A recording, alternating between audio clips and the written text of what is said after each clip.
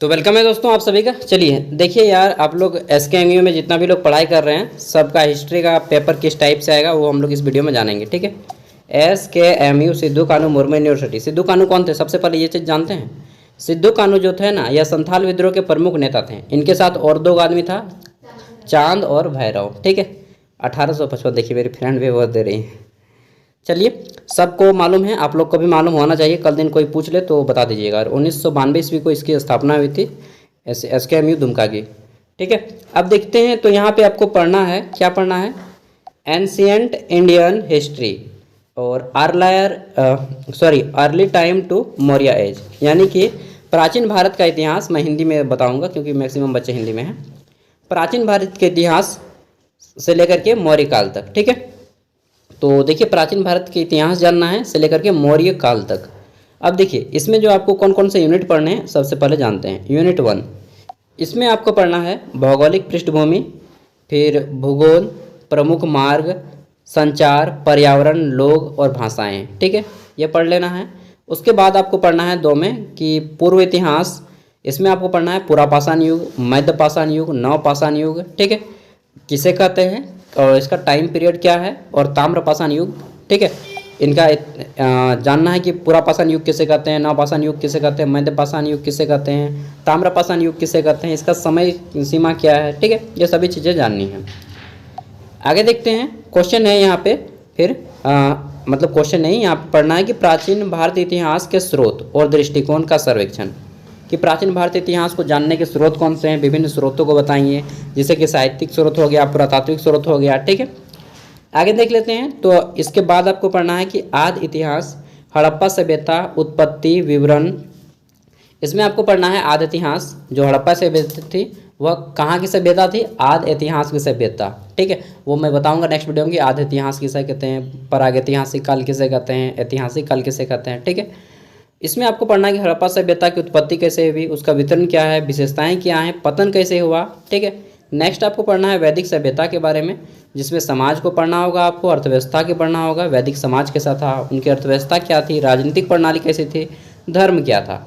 ठीक है, नेक्स्ट आपको पढ़ना होगा यहाँ पे धार्मिक आंदोलन, जिसमें जैन धर्म और बौद्ध धर्म के बारे में पढ़ना है।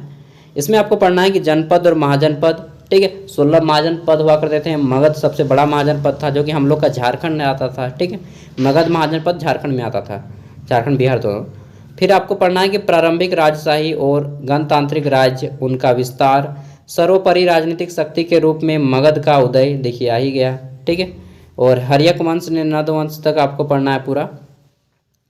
आगे देख लेते हैं। तो यहाँ पे आपको पढ़ना है इसके बाद उत्तर पश्चिमी भारत में राजनीतिक परिदृश्य। इसमें ईरानी आक्रमण, प्रकृति एवं प्रभाव, सिकंदर का आक्रमण, प्रकृति एवं प्रभाव। ठीक है, ये सारे पढ़ने हैं। उसके बाद आपको पढ़ना है यहाँ पे अशोक का धम्म और अवधारणा। फिर पढ़ना है द मौर्य एम्पायर, चंद्रगुप्त मौर्य के बारे में।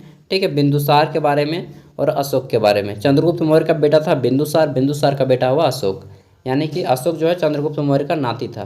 ठीक है, नाती समझते हैं ना? हाँ, बस पोता। अगला है अशोक हो गया। फिर बाद में पढ़ना है कि बाद में मौर्य और मौर्यों का पतन कैसे हो गया, क्या कारण था। ठीक है, अशोक सबसे महान शासक था, उसके बाद मौर्य का पतन कैसे हो गया यार, तो वो मैं बता दूंगा, क्योंकि कलिंग का युद्ध जो हुआ था ना, उसी के बाद पतन होना शुरू हो गया था। मौर्य प्रशासन, प्रकृति और विशेषताएं, इस अवधि के दौरान सामाजिक आर्थिक विशेषताएं, और इस अवधि के दौरान राजनीतिक विकास। तो ये सारी चीज़ें आपको पढ़नी है। ठीक है, समझ गए बात को? अब देख लीजिए। तो देखिए रात होने वाला है यार। ठीक है, मुझे भी घर जाना है। तो वो कहावत सुने, रात। चलिए नहीं गाऊंगा गाना। वैसे मैं गाने का बहुत शौकीन हूँ, मतलब सुनने का, गाने का नहीं। तो ये हो गया आपका। और इसमें आपके इसी टाइप के से क्वेश्चन आएंगे। ठीक है, वो गाना था रात बाकी बात बाकी होना है जो मतलब चलिए देखिए, गाना का गाने के रूप में लीजिएगा, ज़्यादा अंदर से मत सोचिएगा, नहीं तो फिर ये हानिकारक हो जाएगा। तो ये है क्वेश्चन आपका, इसी टाइप से बनेंगे। यहाँ से ऑब्जेक्टिव भी आएंगे, सब्जेक्टिव भी आएंगे। पेपर का फॉर्मेट क्या रहेगा, किस टाइप से क्वेश्चन आएंगे, वो मैं अब बताने जा रहा हूँ, ध्यान से सुनिएगा। आपका जो पेपर होगा वह 75 मार्क्स का होगा, क्योंकि 25 मार्क्स आपका इंटरनल हुआ होगा। ठीक है, 75 मार्क्स का होगा। इसमें जो है 1 अंक वाले 5 क्वेश्चन होंगे। ठीक, और 5 मार्क्स वाले 2 क्वेश्चन होंगे। 5 मार्क्स वाले 2 क्वेश्चन होंगे। इस तरह से 15 मार्क्स आपका हो जाएगा और 15 मार्क्स होगा ग्रुप ए। क्या हो जाएगा? Group A. अब बचेगा 60 मार्क्स। 60 मार्क्स हो जाएगा आपका ग्रुप बी में। किसमें? ग्रुप बी में। ग्रुप बी में आपको जो है 15 मार्क्स वाले किसी 4 प्रश्न का आंसर करना होगा। ठीक है, तो इसका आंसर 5 मार्क्स वाले क्वेश्चन का आंसर आप लोग 100 शब्दों में कर दीजिएगा अगर आप लिखने की स्पीड ज़्यादा है तो 150 शब्दों में, और 15 मार्क्स वाले क्वेश्चन का आंसर 300 शब्दों में, अगर लिखने की स्पीड ज़्यादा है तो 350 शब्दों में। समझ गए मेरे दोस्त, मेरे भाई? और क्या ही बताएं, जितने भी दोस्त लोग हैं सबको वेल द बेस्ट, अच्छे से एग्ज़ाम दीजिए। बाकी इंपॉर्टेंट क्वेश्चन मैं जल्दी प्रिपेयर करता हूँ आपके लिए। ठीक है, रेडी करता हूँ।